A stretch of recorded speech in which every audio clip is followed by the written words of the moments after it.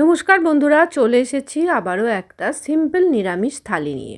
প্রথমেই দিয়ে দিচ্ছি গরম গরম ভাত, তার সাথে রয়েছে বেগুন ভাজা। এই বেগুন ভাজা দিয়ে গরম ভাত খেতে কিন্তু আমার ভীষণ ভালো লাগে, বিশেষ করে শুধু ভাত দিয়ে। আর সাথে রয়েছে অবশ্যই ডাল, আর আজকের ডালটা করেছি ভেজ ডাল। শীতকালে বিভিন্ন রকম সবজি ওঠে, তাই আমি বিভিন্ন রকমের সবজি দিয়ে এই ডালটা খেতে ভীষণ পছন্দ করি এবং আমার বাড়ির সমস্ত লোকেরাই পছন্দ করে। আলু, ফুলকপি, গাজর, কড়াইশুঁটি, বিনস সব রকম দিয়ে, ধনেপাতা, একটু কাজু কিশমিশও দিয়েছি। এরপরে দিলাম নিরামিষ বাঁধাকপির ঘন্ট। এই রেসিপিটা আমি নেক্সট ভিডিওতে তোমাদের সাথে শেয়ার করব। অসাধারণ খেতে লাগে, শুধু ভাত নয় রুটি দিয়েও দারুণ লাগে।